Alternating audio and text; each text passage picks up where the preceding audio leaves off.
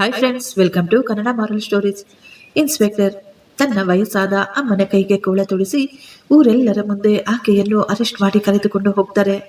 ಸತ್ಯ ಹೊರಬಂದಾಗ ಇಡೀ ಊರೇ ಹತ್ತು ಬಿಟ್ಟಿತ್ತು.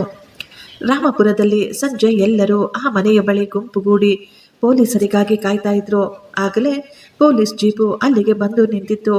ಜೀಪಿನಿಂದ ಕೆಳಗೆ ಇಳಿದ್ರು ಇನ್ಸ್ಪೆಕ್ಟರ್ ವಿನೋದ್ ಅವರು ತುಂಬಾ ನಿಷ್ಠಾವಂತ ಅಧಿಕಾರಿ ಮತ್ತು ತುಂಬಾ ಸ್ಟ್ರಿಕ್ಟ್ ಆದ ಆಫೀಸರ್ ಕೂಡ. ಅವರು ಕಾನೂನಿನ ಮುಂದೆ ಯಾರನ್ನೂ ಲೆಕ್ಕ ಮಾಡ್ತಾ ಇರಲಿಲ್ಲ. ಕಾನೂನಿಗೆ ಎಲ್ಲರೂ ಒಂದೇ ಎಂದು ಅವರು ಯಾವಾಗಲೂ ಹೇಳ್ತಾ ಇದ್ರು. ಅಲ್ಲಿ ಕೌನ್ಸಿಲರ್ ಪ್ರಸಾದ್ ಅವರ ಮನೆಯ ಮುಂದೆ ಜನರೆಲ್ಲ ಒಟ್ಟು ಸೇರಿದ್ರು. ಅವರೆಲ್ಲ ಗುಸುಗುಸು ಅಂತ ಮಾತನಾಡ್ತಾ ಇದ್ರು. ಈಕೆ ನಿಜವಾಗ್ಲೂ ಕಳ್ಳತನ ಮಾಡಿದ್ದಾಳ ಅಂತ ಅವರೆಲ್ಲರಿಗೂ ಶಾಕ್ ಆಗಿತ್ತು. ಅವರೆಲ್ಲ ಅಂದುಕೊಳ್ತಾ ಇದ್ರು, ಈ ವಯಸ್ಸಿನಲ್ಲಿ ಈ ರೀತಿ ಕೆಲಸ ಮಾಡಲು ಈಕೆಗೆ ಸ್ವಲ್ಪ ಕೂಡ ನಾಚಿಕೆಯಾಗ್ಲಿಲ್ವಾ? ಈ ಮುದುಕಿಯಿಂದ ಇವರ ಮನೆಯವರಿಗೆ ಎಷ್ಟೊಂದು ಅವಮಾನ ಅಂತ ಮಾತನಾಡ್ಕೊಳ್ತಾ ಇದ್ರು. ವಯಸ್ಸಾದ ಸರೋಜಮ್ಮ ನಡುಗುತ್ತಾ ತಲೆ ಬಗ್ಗಿಸಿಕೊಂಡು ನಿಂತಿದ್ಲು. ಆಗಲೇ ಇನ್ಸ್ಪೆಕ್ಟರ್ ವಿನೋದ್ ಅವರು ಜನರನ್ನೆಲ್ಲ ಪಕ್ಕಕ್ಕೆ ಸರಿಸಿ ಮುಂದೆ ಬಂದು ಆ ವಯಸ್ಸಾದ ಹೆಂಗಸಿನ ಮುಖ ನೋಡಿದ ತಕ್ಷಣ ಅವನು ಒಂದು ಕ್ಷಣ ಶಾಕ್ ಆಗಿಬಿಟ್ಟಿದ್ರು. ಆಕೆ ಬೇರೆ ಯಾರೂ ಆಗಿರ್ಲಿಲ್ಲ, ಇನ್ಸ್ಪೆಕ್ಟರ್ ವಿನೋದ್ ಅವರ ಅಮ್ಮ ಸರೋಜಮ್ಮನವರೇ ಆಗಿದ್ರು. ಜನರೆಲ್ಲ ಆಶ್ಚರ್ಯವಾಗಿ ನೋಡ್ತಾ ಇದ್ರು ಮುಂದೆ ಏನು ಆಗುತ್ತೋ ಅಂತ. ಯಾಕೆಂದ್ರೆ ಅವರಿಗೆಲ್ಲ ಚೆನ್ನಾಗಿ ಗೊತ್ತು, ವಿನೋದ್ ಈ ಸರೋಜಮ್ಮನ ಮಗ ತಾಯಿಗೆ ಸಪೋರ್ಟ್ ಮಾಡ್ತಾನೆ ಅಂತ ಅವರೆಲ್ಲ ಅಂದುಕೊಂಡಿದ್ರು. ವಿನೋದ್ ಒಂದು ಕ್ಷಣ ಶಾಕ್ ಆಗಿದ್ದ. ಅವನು ಈಗ ಕಠಿಣವಾಗಿ ಕೇಳ್ತಾನೆ, ಇಷ್ಟಕ್ಕೂ ಆರೋಪವೇನು ಅಂತ. ಆಗಲೇ ಕೌನ್ಸಿಲರ್ ಪ್ರಸಾದ್ ಅವರು ಮುಂದೆ ಬಂದು ಹೇಳ್ತಾರೆ, ಸರ್, ನನ್ನ ಮನೆಯಿಂದ ಬೆಳ್ಳಿ ತಟ್ಟೆ ಕಳ್ಳತನವಾಗಿದೆ. ಆ ಸಮಯದಲ್ಲಿ ಈಕೆ ಅಲ್ಲಿ ಓಡಾಡುತ್ತಿರುವುದನ್ನು ಕೆಲವು ಜನ ನೋಡಿದ್ದಾರೆ ಅಂತ. ಅಲ್ಲಿದ್ದ ಕೆಲವು ಜನ ಕೂಡ ಅವನ ಮಾತಿಗೆ ಹೌದು ಸರ್, ನಾವು ನೋಡಿದ್ವಿ ಅಂತ ಹೇಳ್ತಾರೆ. ಆಕೆಯ ಮೇಲೆ ಯಾವುದೇ ಸಾಕ್ಷ್ಯಗಳಿರಲಿಲ್ಲ, ಕೇವಲ ಆರೋಪ ಮತ್ತು ಅನುಮಾನಗಳು ಮಾತ್ರವಿತ್ತು. ವಿನೋದ್ ಈಗ ತನ್ನ ತಾಯಿಯನ್ನು ನೋಡ್ತಾನೆ. ಆ ತಾಯಿ ಎಷ್ಟೋ ನಂಬಿಕೆಯಿಂದ ಆಸೆಯಿಂದ ತನ್ನ ಮಗನನ್ನು ನೋಡ್ತಾ ಇದ್ಲು. ಆಕೆಯ ಕಣ್ಣುಗಳಲ್ಲಿ ಯಾವುದೇ ಭಯ ಕಾಣಿಸ್ತಾ ಇರಲಿಲ್ಲ, ಆದ್ರೆ ದುಃಖ ಮಾತ್ರ ಕಾಣಿಸ್ತಾ ಇತ್ತು. ಆಗಲೇ ವಿನೋದ್ ಕೇಳ್ತಾನೆ, ಅಮ್ಮ, ನೀವೇನಾದ್ರೂ ತೆಗೆದುಕೊಂಡಿದ್ದೀರಾ? ಸರೋಜಮ್ಮ ಹೇಳ್ತಾರೆ, ಇಲ್ಲಪ್ಪ, ನಾನು ಏನನ್ನೂ ತಗೊಂಡಿಲ್ಲ. ಜನರೆಲ್ಲ ಆಶ್ಚರ್ಯವಾಗಿ ಅವರುಗಳನ್ನು ನೋಡ್ತಾ ಇದ್ರು. ಕೆಲವರು ತಮ್ಮ ಮೊಬೈಲ್ ತೆಗೆದುಕೊಂಡು ಈ ಚಿತ್ರಣವನ್ನು ವಿಡಿಯೋ ಮಾಡ್ಕೊಳ್ತಾ ಇದ್ರು. ಇದನ್ನು ಗಮನಿಸಿದ ವಿನೋದ್ ಅಂದ್ಕೊಳ್ತಾನೆ, ನಾನು ಈಗ ಶಾಂತವಾಗಿ ಪ್ರೀತಿಯಿಂದ ವಿಚಾರಣೆ ನಡೆಸಿದರೆ ಎಲ್ಲರೂ ನನ್ನ ನಿಷ್ಠೆಯ ಬಗ್ಗೆ ಅನುಮಾನ ಪಡ್ತಾರೆ, ನನ್ನ ಕೆಲಸಕ್ಕೂ ಸಹ ಕೆಟ್ಟ ಹೆಸರು ಬರುತ್ತೆ ಅಂತ ಅಂದುಕೊಂಡು ಅವನು ಈಗ ಲೇಡಿ ಕಾನ್ಸ್ಟೇಬಲ್ಗೆ ಹೇಳ್ತಾನೆ, ಈಕೆಯನ್ನು ಅರೆಸ್ಟ್ ಮಾಡಿ ಅಂತ. ಆದರೆ ಕಾನ್ಸ್ಟೇಬಲ್ ಆಕೆಯನ್ನು ಅರೆಸ್ಟ್ ಮಾಡಲು ಅವಳ ಮನಸ್ಸು ಒಪ್ಪಿಕೊಳ್ಳಲಿಲ್ಲ. ಆಕೆ ವಿನೋದ್ನನ್ನೇ ನೋಡ್ತಾ ಇದ್ರು. ವಿನೋದ್ ಕೋಪವಾಗಿ ಆಕೆಯನ್ನು ನೋಡಿ, ಕಾನೂನು ಎಲ್ಲರಿಗೂ ಒಂದೇ ಅಂತ ಹೇಳ್ತಾರೆ. ಬೇರೆ ದಾರಿ ಇಲ್ಲದೆ ಲೇಡಿ ಕಾನ್ಸ್ಟೇಬಲ್ ಸರೋಜಮ್ಮನ ಕೈಗೆ ಕೋಲವನ್ನು ತೊಡಿಸ್ತಾರೆ. ಸರೋಜಮ್ಮ ಇದಕ್ಕೆ ವಿರೋಧ ಮಾಡಲಿಲ್ಲ. ಆಕೆ ಕೇವಲ ಒಂದೇ ಒಂದು ಮಾತು ಹೇಳ್ತಾರೆ, ಮಗ, ನಿನಗೇನು ಸರಿ ಅನ್ನಿಸುತ್ತೋ ಅದನ್ನೇ ಮಾಡು ಅಂತ. ತಾಯಿಯ ಈ ಮಾತುಗಳು ಅವನ ಹೃದಯವನ್ನು ಗಾಯ ಮಾಡಿದ್ವು. ಆದರೂ ವಿನೋದ್ ಸುಮ್ಮನಿದ್ದ. ಅವನು ಈಗ ತನ್ನ ಅಮ್ಮನನ್ನು ಕರೆದುಕೊಂಡು ಜೀಪ್ನಲ್ಲಿ ಕೂರಿಸ್ತಾನೆ. ಊರಿನವರೆಲ್ಲ ಶಾಕ್ ಆಗಿ ಹಾಗೆಯೇ ನಿಂತ್ಕೊಂಡಿದ್ರು. ಕೆಲವರು ಹೇಳ್ತಾ ಇದ್ರು, ಈಕೆಗೆ ಎಂಥ ಮಗ ಹುಟ್ಟುಬಿಟ್ಟಿದ್ದಾನೆ, ಹೆತ್ತ ತಾಯಿ ಅಂತ ಕೂಡ ನೋಡದೆ ಎಂಥ ನೀಚ ಕೆಲಸ ಮಾಡ್ತಾ ಇದ್ದಾನೆ ಅಂತ. ಇನ್ನು ಕೆಲವರು ಹೇಳ್ತಾ ಇದ್ರು, ಇವನ ಕಾಕಿ ಬಟ್ಟೆ ರಕ್ತ ಸಂಬಂಧಗಳನ್ನೆಲ್ಲ ಮರೆತು ಬಿಟ್ಟಿದೆ ಅಂತ. ವಿನೋದ್ ಯಾವ ಮಾತುಗಳನ್ನು ಕೇಳಿಸಿಕೊಳ್ಳಲಿಲ್ಲ. ಅವನು ಸೈಲೆಂಟ್ ಆಗಿ ತನ್ನ ತಾಯಿಯನ್ನು ಕರೆದುಕೊಂಡು ಅಲ್ಲಿಂದ ನೇರವಾಗಿ ಸ್ಟೇಷನ್ಗೆ ಹೋಗ್ತಾನೆ. ದಾರಿಯುದ್ದಕ್ಕೂ ಅವರಿಬ್ಬರು ಏನೂ ಮಾತನಾಡಿಕೊಳ್ಳಲಿಲ್ಲ.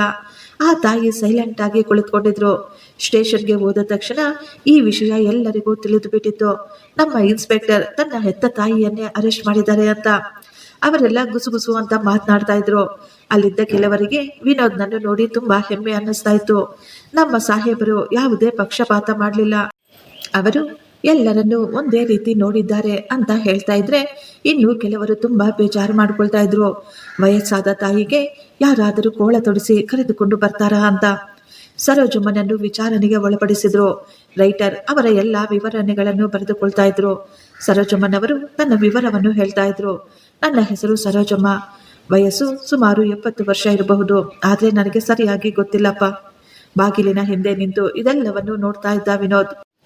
ಅವನಿಗೆ ಈಗ ತನ್ನ ಹಳೆಯ ದಿನಗಳು ನೆನಪು ಬರ್ತಾ ಇದ್ವು. ನನ್ನ ತಾಯಿ ಹೇಗೆ ಕಷ್ಟಪಟ್ಟು ನನ್ನನ್ನು ಓದಿಸ್ತಾ ಇದ್ರು. ನಮ್ಮ ಹಳ್ಳಿಯಲ್ಲಿ ಕರೆಂಟ್ ಇಲ್ಲದಿದ್ದಾಗ ಅಮ್ಮ ಸಣ್ಣ ದೀಪವನ್ನು ಹಚ್ಚಿ ಇಡ್ತಾ ಇದ್ರು. ರಾತ್ರಿಯೆಲ್ಲ ನನ್ನ ಪಕ್ಕದಲ್ಲೇ ಕುಳಿತುಕೊಂಡು ಅದೆಷ್ಟೋ ರಾತ್ರಿಗಳು ನಿದ್ದೆ ಇಲ್ಲದೆ ನನಗಾಗಿ ಕಳೆದಿದ್ರು ಅಂತ. ಆದರೆ ಮರುಕ್ಷಣವೇ ಅವನ ಮನಸ್ಸು ಕಠೋರವಾಗಿತ್ತು. ಅವನು ತನ್ನ ಮನಸ್ಸಿನಲ್ಲೇ ಅಂದುಕೊಂಡ, ನಾನು ಮೊದಲು ಇನ್ಸ್ಪೆಕ್ಟರ್, ನಂತರವೇ ಈ ತಾಯಿಗೆ ಮಗ ಅಂತ. ಅಷ್ಟರಲ್ಲೇ ಕೌನ್ಸಿಲರ್ ಪ್ರಸಾದ್ ಅವರು ಕೂಡ ಸ್ಟೇಷನ್ಗೆ ಬಂದಿದ್ರು. ಅವರು ತುಂಬಾ ಸಂತೋಷವಾಗಿ ಮಾತನಾಡ್ತಾ ಇದ್ರು. ಸರ್, ನೀವು ತುಂಬಾ ಒಳ್ಳೆಯ ಕೆಲಸ ಮಾಡಿದ್ದೀರಾ. ಕಾನೂನು ಎಲ್ಲರಿಗೂ ಒಂದೇ ಅಂತ ನೀವು ಈ ದಿನ ನಿರೂಪಿಸಿದ್ದೀರಾ ಅಂತ ಹೇಳ್ತಾನೆ. ವಿನೋದ್ ತುಂಬಾ ಸೀರಿಯಸ್ ಆಗಿ ಆತನನ್ನೇ ನೋಡ್ತಾ ಇದ್ದ. ಆತನ ನಗುವಿನಲ್ಲಿ ಅವನ ಮುಖದಲ್ಲಿ ಏನೋ ವಿಚಿತ್ರವಾಗಿ ಕಾಣಿಸ್ತಾ ಇತ್ತು. ವಿನೋದ್ಗೆ ಆತನ ಮೇಲೆ ಅನುಮಾನ ಕೂಡ ಶುರುವಾಗಿತ್ತು. ಅಷ್ಟರಲ್ಲಿ ಮೀಡಿಯಾ ಆ ಸ್ಟೇಷನ್ ಮುಂದೆ ಬಂದು ನಿಂತುಕೊಂಡಿತ್ತು. ಎಲ್ಲರೂ ಪ್ರಶ್ನೆಗಳನ್ನು ಕೇಳ್ತಾ ಇದ್ರು. ನಿಜವಾಗಿಯೂ ಇನ್ಸ್ಪೆಕ್ಟರ್ ಅವರ ತಾಯಿ ಕಳ್ಳತನ ಮಾಡಿದ್ದಾರಾ? ಇವರು ನಿಜವಾಗಿಯೂ ನಿಷ್ಠಾವಂತರ ಅಥವಾ ನಾಟಕ ಮಾಡ್ತಾ ಇದ್ದಾರಾ ಅಂತ. ವಿನೋದ್ ಏನೂ ಹೇಳಲಿಲ್ಲ. ಅವನು ಸೈಲೆಂಟ್ ಆಗಿ ಒಳಗೆ ಬಂದು ಬಿಟ್ಟಿದ್ದ. ಸರೋಜಮ್ಮನವರು ಈಗಲೂ ಆ ವಿಚಾರಣೆಯ ರೂಮ್ನಲ್ಲೇ ಕುಳಿತುಕೊಂಡಿದ್ರು. ಅವರು ಏನೂ ಮಾತನಾಡಲಿಲ್ಲ, ಯಾರನ್ನೂ ಏನೂ ಕೇಳ್ತಾ ಇರಲಿಲ್ಲ. ಈಗ ವಿನೋದ್ ತನ್ನ ತಾಯಿಯ ಮುಂದೆ ಕುಳಿತುಕೊಂಡು, ಅಮ್ಮ, ನಾನು ನಿಮ್ಮನ್ನು ಕೊನೆಯ ಬಾರಿ ಕೇಳ್ತಾ ಇದ್ದೀನಿ, ಸತ್ಯವನ್ನು ಹೇಳಿ. ಸರೋಜಮ್ಮನವರು ಮಗನನ್ನೇ ನೋಡ್ತಾ ಹೇಳಿದ್ರು, ನಾನು ಏನೂ ಮಾಡಿಲ್ಲ ಮಗ. ಆದರೆ ನನ್ನಿಂದ ನಿನ್ನ ಕೆಲಸಕ್ಕೆ, ನಿನ್ನ ನಿಷ್ಠೆಯ ಮೇಲೆ ಕಳಂಕ ಬರುವ ಹಾಗಿದ್ರೆ ನೀನು ನನಗೆ ಶಿಕ್ಷೆ ಕೊಡು, ಪರವಾಗಿಲ್ಲ ಅಂತ ಹೇಳ್ತಾರೆ. ಈ ಮಾತುಗಳನ್ನು ಕೇಳಿ ವಿನೋದ್ನ ಹೃದಯ ಹೊಡೆದು ಹೋಗಿತ್ತು. ಅವನು ತುಂಬಾ ದುಃಖ ಪಡ್ತಾ ಇದ್ದ. ಅವನು ಏನೋ ಮಾತನಾಡುವ ಮುಂಚೆಯೇ ಹೊರಗಿನಿಂದ ಒಬ್ಬ ಕಾನ್ಸ್ಟೇಬಲ್ ಓಡಿ ಬರ್ತಾರೆ. ಸರ್ ಸರ್, ಒಂದು ನಿಮಿಷ ನಿಂತ್ಕೊಳ್ಳಿ. ಒಂದು ಹೊಸ ಸಾಕ್ಷಿ ಮುಂದೆ ಬಂದಿದೆ. ಸತ್ಯ ಹೇಳಲು ನೀವು ಮೊದಲು ಹೊರಗೆ ಬನ್ನಿ, ಅವರು ನಿಮ್ಮ ಬಳಿ ಮಾತನಾಡಬೇಕು ಅಂತ ಹೇಳ್ತಾ ಇದ್ದಾರೆ ಎಂದಾಗ ವಿನೋದ್ ತುಂಬಾ ಆಶ್ಚರ್ಯವಾಗಿ ಕಾನ್ಸ್ಟೇಬಲ್ ನನ್ನೇ ನೋಡ್ತಾ ಇದ್ದ.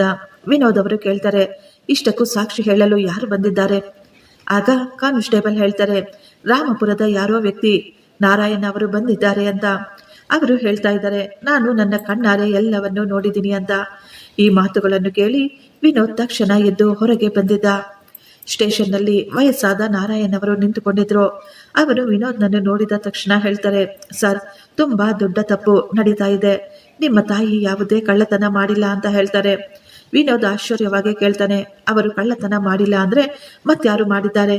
ನೀವು ಹೆದರಿಕೊಳ್ಳುವ ಅವಶ್ಯಕತೆ ಇಲ್ಲ, ಸತ್ಯ ಏನು ಹೇಳಿ ಅಂದಾಗ ನಾರಾಯಣ್ ಅವರು ಹೇಳ್ತಾರೆ, ಪ್ರಸಾದ್ ಅವರ ಮನೆಯ ಹಿಂದೆ ಒಬ್ಬ ಸಣ್ಣ ಹುಡುಗ ದನ ಕಾಯುವ ಕೆಲಸ ಮಾಡ್ತಾ ಇರ್ತಾನೆ. ಆ ಹುಡುಗನಿಗೆ ತಿನ್ನಲು ಸರಿಯಾಗಿ ಊಟ ಕೂಡ ಇರೋದಿಲ್ಲ. ಪಾಪ ಆ ಮಗು, ಅವನು ತುಂಬಾ ಹಸುವಿನಲ್ಲಿರ್ತಿದ್ದ. ನಿಮ್ಮ ತಾಯಿ ಪ್ರತಿದಿನ ಸಾಯಂಕಾಲ ದೇವಸ್ಥಾನದಿಂದ ಬರುವಾಗ ಅವನಿಗೆ ಸ್ವಲ್ಪ ಊಟ ಕೊಡ್ತಾ ಇದ್ರು. ಈ ದಿನ ಕೂಡ ಅವನಿಗೆ ಸ್ವಲ್ಪ ಊಟ ಕೊಡಲು ಹೋಗಿದ್ರು. ಆವಾಗಲೇ ಪ್ರಸಾದ್ ಅವರು ಜೋರಾಗಿ ಕೂಗಿ ಊರನ್ನೆಲ್ಲ ಕರೆದ್ರು. ಕಳ್ಳತನ ಆಗಿದೆ, ಕಳ್ಳತನ ಆಗಿದೆ ಅಂತ ಕಿರುಚಾಡ್ತಾ ಇದ್ರು. ಈಗ ವಿನೋದ್ ಅವರು ಕೇಳ್ತಾರೆ, ನೀನು ನೋಡಿದ್ಯಾ? ಹೌದು ಸರ್, ನಾನು ನೋಡಿದೆ. ನಿಮ್ಮ ತಾಯಿಯ ಕೈಯಲ್ಲಿ ಕೇವಲ ಊಟದ ಒಂದು ಸಣ್ಣ ಬ್ಯಾಸ್ಕೆಟ್ ಮಾತ್ರ ಇತ್ತು. ಅದರಲ್ಲಿ 2 ರೊಟ್ಟಿ ಇದ್ವು. ಆಕೆಯ ಕೈಯಲ್ಲಿ ಯಾವುದೇ ರೀತಿಯ ಬೆಳ್ಳಿ ತಟ್ಟೆ ಇರಲಿಲ್ಲ. ವಿನೋದ್ ತಕ್ಷಣ ಅಮ್ಮನ ಕೈಯಲ್ಲಿದ್ದ ಆ ಬ್ಯಾಸ್ಕೆಟ್ ಅನ್ನು ತರಿಸ್ತಾನೆ. ಅದರಲ್ಲಿ ಕೇವಲ 2 ರೊಟ್ಟಿ ಮತ್ತು ಸ್ವಲ್ಪ ಉಪ್ಪಿನಕಾಯಿ ಮಾತ್ರವಿತ್ತು. ಇದೆಲ್ಲವನ್ನು ನೋಡ್ತಾ ಅವನ ಕೈಗಳು ನಡುಗ್ತಾ ಇದ್ವು. ಆಗಲೇ ಅವನಿಗೆ ನೆನಪು ಬಂದಿತ್ತು. ಅವನು ಚಿಕ್ಕ ವಯಸ್ಸಿನಲ್ಲಿ ಮನೆಯಲ್ಲಿ ಊಟ ಕಡಿಮೆ ಇದ್ದರೆ ಅಮ್ಮ ಎಷ್ಟೋ ಬಾರಿ ಅವರು ಏನು ತಿನ್ನದೆ ನನಗೆ ಮಾತ್ರ 2 ರೊಟ್ಟಿ ಮಾಡಿಕೊಡ್ತಾ ಇದ್ಲು ಅಂತ. ಆಗ ಕಾನ್ಸ್ಟೇಬಲ್ ಹೇಳ್ತಾನೆ, ಸರ್, ಆ ಮನೆಯ ಕೆಲಸದವನನ್ನು ಸರಿಯಾಗಿ ವಿಚಾರಿಸಿದ್ವಿ. ಅವನು ಎಲ್ಲ ಸತ್ಯವನ್ನು ಬಾಯ್ಬಿಟ್ಟಿದ್ದಾನೆ. ಅವನು ಹೇಳ್ದ ಆ ಪಾತ್ರೆ ಅವರ ಮನೆಯಲ್ಲಿಯೇ ಇದೆ ಅಂತ. ಈ ಮಾತು ಕೇಳಿದ ತಕ್ಷಣ ಇನ್ಸ್ಪೆಕ್ಟರ್ ವಿನೋದ್ ಅವರಿಗೆ ತುಂಬಾ ಕೋಪ ಬಂದಿತ್ತು. ವಿನೋದ್ ಅವರು ಹೇಳ್ತಾರೆ, ಮೊದಲು ಅವರ ಮನೆಯನ್ನು ಎಲ್ಲ ಕಡೆ ಚೆನ್ನಾಗಿ ಹುಡುಕಾಡಿ ಅಂತ. ಸ್ವಲ್ಪ ಸಮಯದಲ್ಲೇ ಸುದ್ದಿ ಬಂದಿತ್ತು, ಆ ಬೆಳ್ಳಿ ತಟ್ಟೆ ಪ್ರಸಾದ್ ಅವರ ಮನೆಯ ಸ್ಟೋರ್ ರೂಮ್ನಲ್ಲಿ ಬಚ್ಚಿಡಲಾಗಿದೆ. ಅದು ಕಳ್ಳತನ ಆಗ್ಲೇ ಇಲ್ಲ ಅಂತ. ಸ್ಟೇಷನ್ ಹೊರಗೆ ಕಾಯುತ್ತಿದ್ದ ಪತ್ರಕರ್ತರಿಗೆ ಈ ವಿಷಯದ ಸುಳಿವು ಸಿಕ್ಕಿತು. ಅವರೆಲ್ಲ ಕೇಳ್ತಾ ಇದ್ರು, ಇದೆಲ್ಲ ಏನು? ಇನ್ಸ್ಪೆಕ್ಟರ್ ಅವರ ಅಮ್ಮನನ್ನು ಇದರಲ್ಲಿ ಸಿಕ್ಕಿ ಹಾಕ್ಸಿದಾರಾ? ಇದೆಲ್ಲ ಯಾರು ಮಾಡಿದ್ದಾರೆ ಅಂತ. ವಿನೋದ್ಗೆ ಏನು ಮಾಡಬೇಕೋ ಅರ್ಥವಾಗಲಿಲ್ಲ. ಅವನ ಹೃದಯ ಜೋರಾಗಿ ಹೊಡ್ಕೊಳ್ತಾ ಇತ್ತು. ವಿನೋದ್ ಅವರಿಗೆ ಈಗ ಎಲ್ಲವೂ ಅರ್ಥವಾಗ್ತಾ ಇತ್ತು. ಇದು ಅವನ ನಿಷ್ಠೆಯ ಮೇಲೆ, ಅವನ ಪರಿವಾರದ ಮೇಲೆ ಹೊರಿಸಿದಂತಹ ಆರೋಪ, ಅವನನ್ನು ಮತ್ತು ಅವನ ಪರಿವಾರವನ್ನು ಮುಗಿಸಲು ಮಾಡಿದಂತಹ ಸಂಚು ಅಂತ. ವಿನೋದ್ ತಕ್ಷಣ ಪ್ರಸಾದ್ ಅವರನ್ನು ಸ್ಟೇಷನ್ಗೆ ಕರೆಸ್ತಾನೆ. ಪ್ರಸಾದ್ ಅವರು ಸ್ಟೇಷನ್ಗೆ ಬಂದಾಗ ಅವನ ಮುಖದಲ್ಲಿ ಯಾವುದೇ ನಗುವಿರಲಿಲ್ಲ. ಅವನ ಮುಖದಲ್ಲಿ ಈಗ ಸ್ವಲ್ಪ ಗಾಬರಿ ಮತ್ತು ಭಯದಿಂದಲೇ ಹೇಳ್ದ, ಸರ್, ನಮ್ಮ ಕೆಲಸದವನು ಅವನಿಂದ ಸಣ್ಣ ತಪ್ಪಾಗಿದೆ ಅಂತ.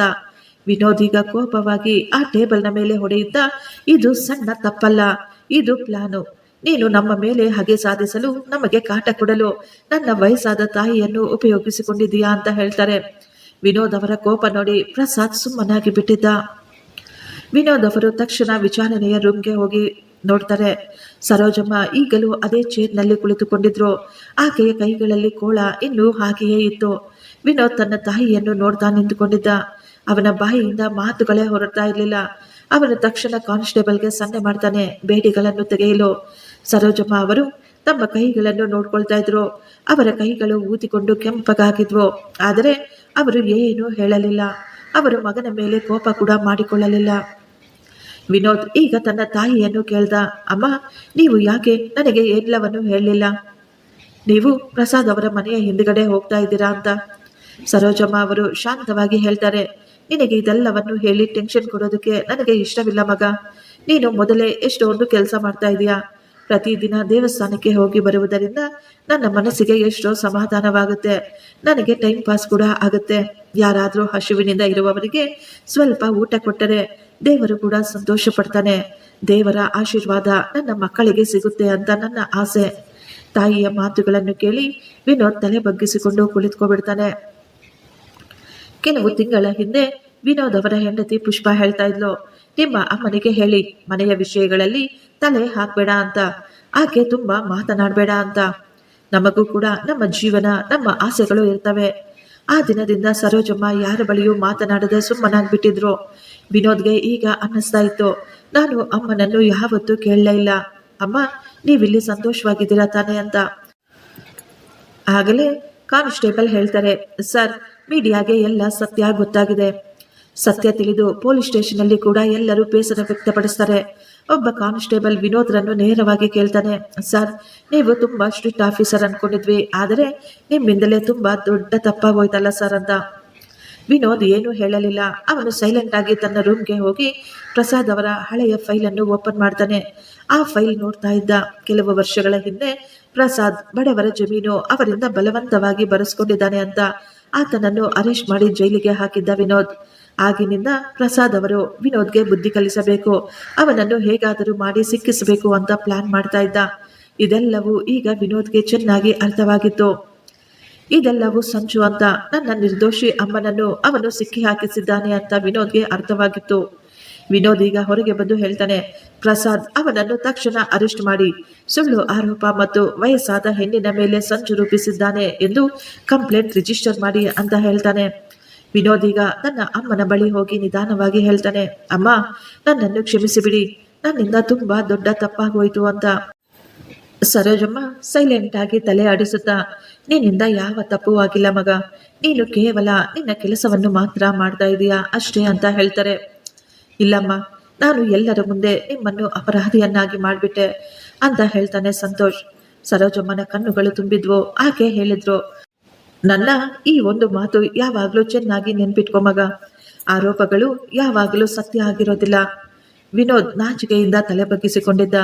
ಅವನೊಳಗೆ ಪಶ್ಚಾತ್ತಾಪದ ಬೆಂಕಿ ಉರಿತಾ ಇತ್ತು. ಅವನಿಗೆ ತನ್ನ ಕೆಲಸದ ಮೇಲೆ, ತನ್ನ ಕಾಕಿಯ ಬಟ್ಟೆ ಮೇಲೆ ಎಷ್ಟೊಂದು ಹೆಮ್ಮೆ ಅನ್ನಿಸ್ತಾ ಇತ್ತು. ಈಗ ಅದೇ ಹೆಮ್ಮೆ ನಾಚಿಕೆಯಾಗಿ ತಲೆ ಬಗ್ಗಿಸಿಕೊಂಡಿತ್ತು. ಹೊರಗೆ ಎಲ್ಲರೂ ಮಾತನಾಡಿಕೊಳ್ತಾ ಇದ್ರು. ಆ ತಾಯಿ ಏನೂ ತಪ್ಪು ಮಾಡಿಲ್ಲ, ಆಕೆ ನಿರ್ದೋಷಿ, ಇದೆಲ್ಲವೂ ಆ ಪ್ರಸಾದ್ನ ಕೆಲಸ ಅಂತ. ವಿನೋದ್ ಈಗ ಹೊರಗೆ ಬಂದು ಮೀಡಿಯಾಗೆ ಹೇಳ್ತಾನೆ, ಈ ದಿನ ನನ್ನ ತಾಯಿ ನಿರ್ದೋಷಿ ಅಂತ ಸಾಬೀತಾಗಿದೆ. ಅವರ ವಿರುದ್ಧ ದೊಡ್ಡ ಸಂಚು ರೂಪಿಸಲಾಗಿತ್ತು. ಕಾನೂನು ಈಗ ಸಂಚು ರೂಪಿಸಿದವರ ವಿರುದ್ಧ ಕಠಿಣವಾಗಿ ತನಿಖೆಯನ್ನು ಮಾಡ್ತೀವಿ ಅಂತ ಹೇಳ್ತಾರೆ.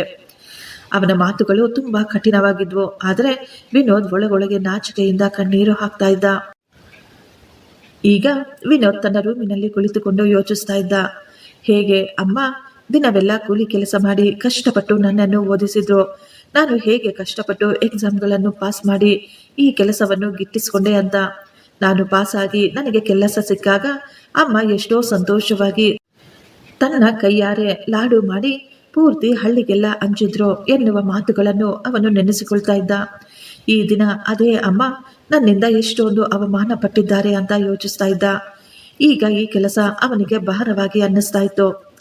ಆಗಲೇ ಕಾನ್ಸ್ಟೇಬಲ್ ಬಂದು ಹೇಳ್ತಾರೆ, ಸರ್, ಅಮ್ಮ ತುಂಬಾ ಸಮಯದಿಂದ ನಿಮಗಾಗಿ ಹೊರಗಡೆ ಕಾಯ್ತಾ ಇದ್ದಾರೆ ಅಂತ.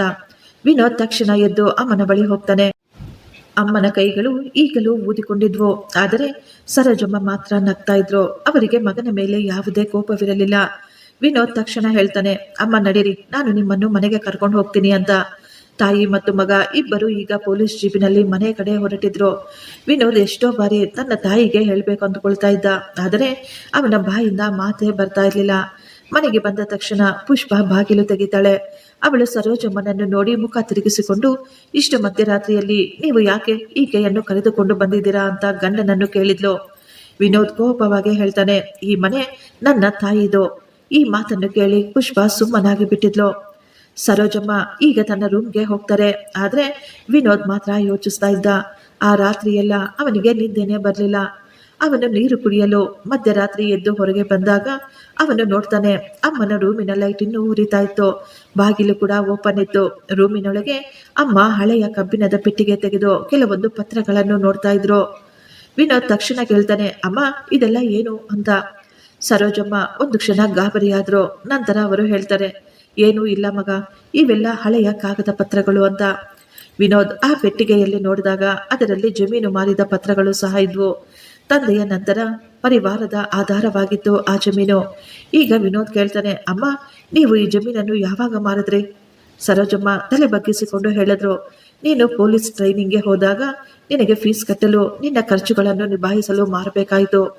ನಾನು ಅಂದುಕೊಂಡೆ ಜಮೀನು ಮತ್ತೆ ಯಾವಾಗ ಬೇಕಾದರೂ ಕೊಂಡುಕೋಬಹುದು. ಆದರೆ ಒಂದು ಸಾರಿ ನನ್ನ ಮಗನ ವಿದ್ಯೆ ಮಧ್ಯದಲ್ಲಿ ನಿಂತು ಹೋದರೆ ಅವನ ಕನಸುಗಳು ಮುರಿದು ಹೋಗ್ತವೇನೋ ಅಂತ. ಅಮ್ಮನ ಮಾತುಗಳನ್ನು ಕೇಳಿ ವಿನೋದ್ನ ನಿಂತ ನೆಲವೇ ಕುಸಿದಂತೆ ಆಗ್ಬಿಟ್ಟಿತ್ತು. ಅವನು ಅಲ್ಲೇ ಮಂಚದ ಮೇಲೆ ಶಾಕ್ನಿಂದ ಹಾಗೆಯೇ ಕುಳಿತುಕೊಬಿಟ್ಟ. ವಿನೋದ್ ಹೇಳ್ತಾನೆ, ಅಮ್ಮ ಇದೆಲ್ಲವನ್ನು ನೀವು ನನಗೆ ಮೊದಲೇ ಯಾಕೆ ಹೇಳಲಿಲ್ಲ? ಸರೋಜಮ್ಮ ಹೇಳ್ತಾರೆ, ಅಮ್ಮ ಮಾಡಿದ ತ್ಯಾಗವನ್ನು ಅವಳು ಯಾವತ್ತೂ ಲೆಕ್ಕ ಹಾಕೋದಿಲ್ಲ ಮಗ. ಹಾಗೆ ತುಂಬ ಶಾಂತವಾಗಿ ಈ ಮಾತುಗಳನ್ನ ಹೇಳ್ತಾ ಇದ್ರು. ವಿನೋದ್ ಬೆಳಿಗ್ಗೆ ಸ್ಟೇಷನ್ಗೆ ಹೋದಾಗ ಅವನು ತಕ್ಷಣ FIR ಅನ್ನು ರೆಡಿ ಮಾಡಿಸ್ತಾನೆ. ಅವನು ಕೋಪವಾಗಿ ಏನು ಕೆಲಸ ಮಾಡ್ತಾ ಇರಲಿಲ್ಲ. ತುಂಬ ಶಾಂತವಾಗಿ ಎಲ್ಲ ಕೆಲಸ ಮಾಡ್ತಾ ಇದ್ದ. ಪ್ರಶಾಂತ್ ಅವರನ್ನು ಸ್ಟೇಷನ್ಗೆ ಕರೆದುಕೊಂಡು ಬಂದಾಗ ಪ್ರಸಾದ್ ಜೋರಾಗಿ ಕೂಗಾಡ್ತಾ ಇದ್ರು, ನೀನು ನಿನ್ನ ಅಮ್ಮನಿಗಾಗಿ ನನ್ನನ್ನು ಇದರಲ್ಲಿ ಸಿಕ್ಕಿ ಹಾಕಿಸ್ತಾ ಇದೆಯಾ? ಆದರೆ ವಿನೋದ್ ತುಂಬ ಶಾಂತವಾಗಿ ಹೇಳ್ತಾನೆ, ಕಾನೂನು ಯಾರಿಗಾಗಿಯೂ ಬದಲಾಗೋದಿಲ್ಲ. ಇಲ್ಲಿ ನಾವು ಏನೇ ಮಾಡಬೇಕು ಅಂದರೂ ನಮಗೆ ಸಾಕ್ಷಿ ಆಧಾರಗಳು ಬೇಕು. ಈ ಬಾರಿ ಎಲ್ಲ ಸಾಕ್ಷ್ಯಗಳು ಎಲ್ಲ ಆಧಾರಗಳು ನಿಮ್ಮ ವಿರುದ್ಧವಾಗಿದ್ದಾವೆ ಅಂತ. ಆಗಲೇ ಆ ಹಳ್ಳಿಯಿಂದ ಕೆಲವರು ಪೊಲೀಸ್ ಸ್ಟೇಷನ್ಗೆ ಬಂದಿದ್ರು. ಅವರಲ್ಲಿ ನಾರಾಯಣ್ ಅವರು ಕೂಡ ಇದ್ರು. ನಾರಾಯಣ್ ಅವರು ಹೇಳಿದ್ರು, ಸರ್, ನಾವೆಲ್ಲರೂ ನಿಮ್ಮ ತಾಯಿಯ ಬಳಿ ಕ್ಷಮಾಪಣೆ ಕೇಳಬೇಕು ಅಂದುಕೊಳ್ತಾ ಇದ್ದೀವಿ. ನಾವು ಆ ತಾಯಿಯನ್ನು ಅನುಮಾನ ಪಟ್ಬಿಟ್ವಿ. ನಮ್ಮಿಂದ ಆಕೆಗೆ ಎಷ್ಟೊಂದು ನೋವು ಅವಮಾನವಾಗೋಯ್ತು ಅಂತ ಹೇಳ್ತಾರೆ. ಈಗ ಸರೋಜಮ್ಮನನ್ನು ಕೂಡ ಸ್ಟೇಷನ್ಗೆ ಕರೆಸಲಾಯಿತು. ಆಕೆಯ ವಿರುದ್ಧ ಸಾಕ್ಷಿ ಹೇಳಿದವರು ಆಕೆಯ ಕಾಲಿಗೆ ಬಿದ್ದು ಕ್ಷಮಾಪಣೆ ಕೇಳ್ಕೊಳ್ತಾ ಇದ್ರು. ವಿನೋದ್ ಅಲ್ಲೇ ದೂರದಲ್ಲಿ ನಿಂತುಕೊಂಡು ಇದೆಲ್ಲವನ್ನು ನೋಡ್ತಾ ಇದ್ದ. ಇನ್ಸ್ಪೆಕ್ಟರ್ ವಿನೋದ್ ಈಗ ಮುಂದೆ ಬಂದು ಹೇಳ್ತಾರೆ, ತಪ್ಪು ಕೇವಲ ನಿಮ್ಮದು ಮಾತ್ರವಲ್ಲ, ಎಲ್ಲರಿಗಿಂತ ದೊಡ್ಡ ತಪ್ಪು ನಾನು ಮಾಡಿದ್ದೇನೆ. ನಾನು ಸತ್ಯತೆಯನ್ನು ಪರಿಶೀಲಿಸದೆ ನನ್ನ ಹೆತ್ತ ತಾಯಿಗೆ ನಾನು ಕೋಲವನ್ನು ತೊಡಿಸಿಬಿಟ್ಟೆ ಅಂತ ಹೇಳ್ತಾನೆ. ಈ ಮಾತುಗಳನ್ನು ಕೇಳಿ ಸ್ಟೇಷನ್ನಲ್ಲಿ ಇದ್ದ ಎಲ್ಲರೂ ಸೈಲೆಂಟ್ ಆಗಿ ನಿಂತ್ಕೊಂಡಿದ್ರು. ಆಗ ಸರೋಜಮ್ಮ ಹೇಳ್ತಾರೆ, ಮಾಡಿದ ತಪ್ಪನ್ನು ಒಪ್ಪಿಕೊಳ್ಳುವುದೇ ನಿಜವಾದ ಪ್ರಾಯಶ್ಚಿತ್ತ. ಅದು ತುಂಬ ದೊಡ್ಡ ವಿಷಯ. ತುಂಬ ಧೈರ್ಯ ಇರುವವರು ಮಾತ್ರ ತಾವು ಮಾಡಿದ ತಪ್ಪನ್ನು ಒಪ್ಪಿಕೊಳ್ತಾರೆ ಅಂತ ಹೇಳಿದ್ರು. ವಿನೋದ್ ಈಗ ತನ್ನ ತಾಯಿಯ ಮುಂದೆ ಮೊಣಕಾಲಿನಲ್ಲಿ ಕುಳಿತು ಅವರಿಗೆ ಕೈ ಜೋಡಿಸಿ ಕ್ಷಮಾಪಣೆ ಕೇಳ್ಕೊಳ್ತಾ ಇದ್ದ. ಅಮ್ಮ, ದಯವಿಟ್ಟು ನನ್ನನ್ನು ಕ್ಷಮಿಸಿಬಿಡಿ ಅಂತ. ಸರೋಜಮ್ಮ ಮಗನಿಗೆ ಹೇಳ್ತಾರೆ, ಮಗ, ನೀನು ನನಗೆ ಏನೂ ಶಿಕ್ಷೆ ಕೊಡಲಿಲ್ಲ. ನೀನು ನಿನಗೆ ಶಿಕ್ಷೆ ಕೊಟ್ಕೊಳ್ತಾ ಇದೀಯಾ. ಯಾವಾಗಲೂ ಒಂದು ಮಾತು ಚೆನ್ನಾಗಿ ನೆನ್ಪಿಟ್ಕೊ ಮಗ, ನಿನ್ನ ಈ ಕಾಕಿ ಬಟ್ಟೆಗಳು ನಿನ್ನನ್ನು ದೊಡ್ಡವನನ್ನಾಗಿ ಮಾಡೋದಿಲ್ಲ.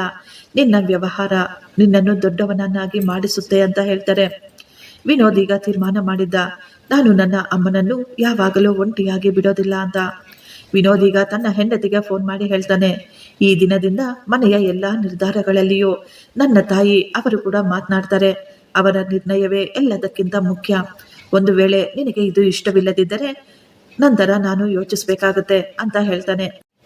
ಪುಷ್ಪ ಸ್ವಲ್ಪ ಸಮಯ ಸೈಲೆಂಟ್ ಆಗಿದ್ಲು.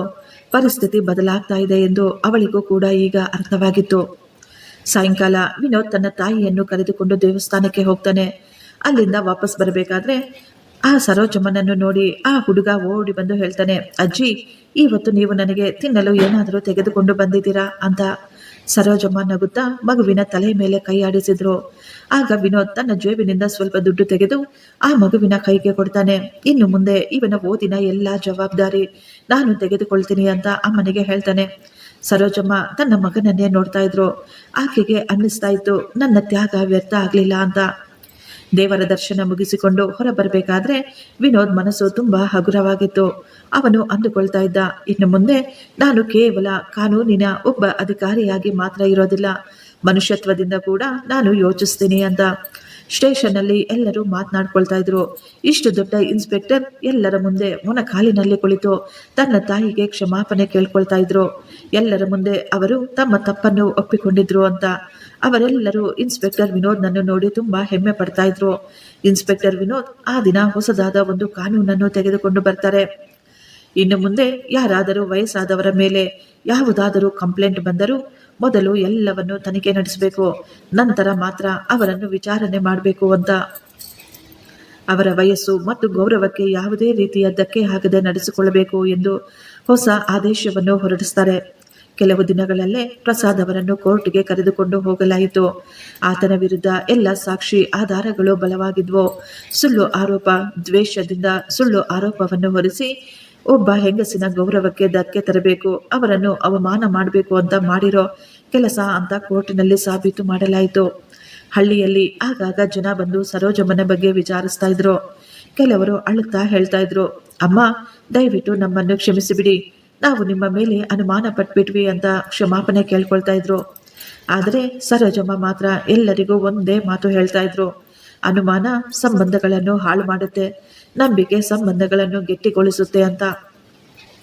ಕೆಲಸದಿಂದ ಮನೆಗೆ ಬಂದ ನಂತರ ವಿನೋದ್ ಪುಷ್ಪಾ ಜೊತೆ ಮಾತನಾಡ್ತಾನೆ. ಅವನು ಹೆಂಡತಿಗೆ ಹೇಳ್ತಾನೆ, ಅಮ್ಮ ನನಗಾಗಿ ಎಲ್ಲವನ್ನೂ ತ್ಯಾಗ ಮಾಡಿದ್ದಾರೆ, ನಾವು ಅವರಿಗೆ ಗೌರವ ಮರ್ಯಾದೆ ಕೊಡಲಿಲ್ಲ ಅಂದ್ರೆ ನನ್ನ ಈ ಅಭಿವೃದ್ಧಿ ಇದೆಲ್ಲವೂ ನಶ್ವರ ಅಂತ. ಗಂಡನ ಮಾತುಗಳನ್ನು ಕೇಳಿ ಪುಷ್ಪ ತಲೆ ಬಗ್ಗಿಸಿಕೊಂಡಿದ್ದು. ಅವಳಿಗೆ ಅರ್ಥವಾಗಿದ್ದು, ತಿಳಿದೋ ತಿಳಿಯದೆಯೋ ಅವಳು ಮಾಡಿದ ತಪ್ಪುಗಳು. ಪುಷ್ಪ ಈಗ ಅತ್ತೆಯ ಬಳಿ ಹೋಗಿ ಹೇಳ್ತಾಳೆ, ಅತ್ತೆ, ದಯವಿಟ್ಟು ನನ್ನನ್ನು ಕ್ಷಮಿಸಿಬಿಡಿ ಅಂತ. ಸರೋಜಮ್ಮ ಏನು ಯೋಚಿಸದೆ, ಏನು ಮಾತನಾಡದೆ ತಕ್ಷಣ ತನ್ನ ಸೊಸೆಯನ್ನು ಪ್ರೀತಿಯಿಂದ ತಬ್ಬಿಕೊಳ್ತಾರೆ. ಅಂದಿನಿಂದ ಆ ಮನೆಯ ವಾತಾವರಣ ಪೂರ್ತಿಯಾಗಿ ಬದಲಾಗ್ಬಿಟ್ಟಿತ್ತು. ಆ ಮನೆಯಲ್ಲಿ ಈಗ ಸಂತೋಷ, ಆನಂದ ಮತ್ತೆ ವಾಪಸ್ ಬಂದಿತ್ತು. ಒಂದು ದಿನ ವಿನೋದ್ನನ್ನು ಶಾಲೆಯಲ್ಲಿ ಮುಖ್ಯ ಅತಿಥಿಯನ್ನಾಗಿ ಆಹ್ವಾನಿಸಲಾಗಿತ್ತು. ಸ್ಟೇಜ್ ಮೇಲೆ ನಿಂತುಕೊಂಡು ಇನ್ಸ್ಪೆಕ್ಟರ್ ವಿನೋದ್ ಮಕ್ಕಳು ಮತ್ತು ಟೀಚರ್ಸ್ ಅನ್ನು ನೋಡ್ತಾ ಹೇಳ್ತಾ ಇದ್ರು, ನಾನು ನನ್ನ ಜೀವನದಲ್ಲಿ ತುಂಬಾ ದೊಡ್ಡದಾದ ಒಂದು ತಪ್ಪು ಮಾಡಿದ್ದೆ. ನಾನು ಸತ್ಯವನ್ನು ತಿಳಿದುಕೊಳ್ಳದೆ ನನ್ನ ತಾಯಿಯನ್ನು ಅಪರಾಧಿಯಂತೆ ನೋಡಿದೆ. ಆ ದಿನವೇ ನನಗೆ ಅರ್ಥವಾಗಿತ್ತು, ಕಾನೂನಿಗಿಂತ ಮೊದಲು ಮನುಷ್ಯತ್ವ ಮುಖ್ಯ ಅಂತ, ತಂದೆ ತಾಯಿಯ ಗೌರವ ಎಲ್ಲದಕ್ಕಿಂತ ಮುಖ್ಯ ಅಂತ. ಈ ಮಾತುಗಳನ್ನು ಕೇಳುತ್ತಿದ್ದ ಅಲ್ಲಿದ್ದ ಎಲ್ಲರ ಕಣ್ಣುಗಳು ತುಂಬಿ ಬಂದಿದ್ವು. ವಿನೋದ್ ಹೇಳ್ತಾ ಇದ್ರು, ನಿಮ್ಮ ಮನೆಯಲ್ಲಿ ಯಾರಾದರೂ ವಯಸ್ಸಾದವರು ಇದ್ರೆ ನೀವು ಅರ್ಥ ಮಾಡ್ಕೋಬೇಕು, ಆ ದೇವರು ನಿಮಗೆ ಆಶೀರ್ವಾದ ಮಾಡಿದ್ದಾರೆ ಅಂತ. ವಯಸ್ಸಾದ ವ್ಯಕ್ತಿಗಳು ಯಾರಿಗೂ ಭಾರವಾಗೋದಿಲ್ಲ, ಅವರು ನಮ್ಮ ಜೊತೆ ಇದ್ದರೆ ಅದೇ ನಮ್ಮ ಸೌಭಾಗ್ಯ. ಅಲ್ಲಿದ್ದವರೆಲ್ಲ ಈಗ ಜೋರಾಗಿ ಚಪ್ಪಾಳೆ ತಡ್ತಾ ಇದ್ರು. ವಿನೋದ್ ಅಂದುಕೊಳ್ತಾ ಇದ್ದ, ಒಂದು ವೇಳೆ ಆ ದಿನ ಸತ್ಯ ಹೊರಬರದೇ ಇದ್ದಿದ್ರೆ ನನ್ನನ್ನು ನಾನು ಎಂದಿಗೂ ಕ್ಷಮಿಸಿಕೊಳ್ತಾ ಇರಲಿಲ್ಲ ಅಂತ. ಆ ದಿನ ಸಾಯಂಕಾಲವೇ ಎಲ್ಲರೂ ಮನೆಯಲ್ಲಿ ಕುಳಿತುಕೊಂಡಿದ್ರು. ಆಗ ಸರೋಜಮ್ಮನವರು ವಿನೋದ್ಗೆ ಹೇಳ್ತಾರೆ, ಮಗ, ನೀನು ಒಂದು ತಪ್ಪು ಮಾಡಿದೆ, ಆದರೆ ಅದನ್ನು ನೀನು ಸರಿಪಡಿಸಿಕೊಂಡಿದ್ದೀಯಾ, ಇದೇ ನಿನ್ನ ನಿಜವಾದ ಗೆಲುವು ಅಂತ. ವಿನೋದ್ ಅಮ್ಮನ ಕೈಯನ್ನು ಹಿಡಿದುಕೊಂಡು, ಅಮ್ಮ, ಆ ದಿನ ನೀವು ನನ್ನನ್ನು ಕ್ಷಮಿಸಿರ್ಲಿಲ್ಲ ಅಂದಿದ್ರೆ ನನ್ನನ್ನು ನಾನು ಯಾವತ್ತಿಗೂ ಕ್ಷಮಿಸಿಕೊಳ್ಳಲಾಗ್ತಾ ಇರಲಿಲ್ಲ ಅಂತ ಹೇಳ್ತಾನೆ. ಈಗ ಎಲ್ಲವೂ ಸರಿ ಹೋಗಿತ್ತು. ಆದರೆ ಆ ಒಂದು ಘಟನೆ ವಿನೋದ್ನನ್ನು ಪೂರ್ತಿಯಾಗಿ ಬದಲಾಯಿಸಿಬಿಟ್ಟಿತ್ತು. ಈಗ ಬಂದಂತಹ ಯಾವುದೇ ಕೇಸ್ ಆಗಿರಲಿ, ವಿನೋದ್ ಮೊದಲು ಶಾಂತವಾಗಿ ಕುಳಿತುಕೊಂಡು ಸತ್ಯಾಸತ್ಯತೆಗಳನ್ನು ಪರಿಶೀಲಿಸ್ತಾ ಇದ್ದ. ನಂತರ ನಿರ್ಧಾರವನ್ನು ತೆಗೆದುಕೊಳ್ತಾ ಇದ್ದ. ಜನರೆಲ್ಲ ಹೇಳ್ತಾ ಇದ್ರು, ಇನ್ಸ್ಪೆಕ್ಟರ್ ಅವರು ಈಗ ಮನಸ್ಸಿನಿಂದ ಯೋಚನೆ ಮಾಡ್ತಾ ಇದ್ದಾರೆ ಅಂತ. ಆ ಊರಿನಲ್ಲಿ ಎಲ್ಲ ತಾಯಂದಿರು ತಮ್ಮ ಮಕ್ಕಳಿಗೆ ಹೇಳ್ತಾ ಇದ್ರು, ಯಾವುದೇ ಕಾರಣಕ್ಕೂ ವಿನೋದ್ ಮಾಡಿದಂತಹ ಆ ತಪ್ಪನ್ನು ನೀವು ಯಾರೂ ಮಾಡಬೇಡಿ. ಒಂದು ವೇಳೆ ನಿಮ್ಮಿಂದ ಯಾವುದಾದರೂ ತಪ್ಪಾದರೆ ಅದನ್ನು ಒಪ್ಪಿಕೊಳ್ಳಿ, ಕ್ಷಮಾಪಣೆ ಕೇಳಿ ಅಂತ ಹೇಳ್ಕೊಡ್ತಾ ಇದ್ರು. ಫ್ರೆಂಡ್ಸ್, ಈ ಸ್ಟೋರಿ ನಿಮಗೆ ಇಷ್ಟವಾಗಿದ್ದರೆ ಒಂದು ಲೈಕ್ ಮಾಡಿ ಮತ್ತು ನಮ್ಮ ಚಾನಲನ್ನು ಸಬ್ಸ್ಕ್ರೈಬ್ ಮಾಡಿಕೊಳ್ಳಿ. ಥ್ಯಾಂಕ್ ಯು, ಧನ್ಯವಾದಗಳು.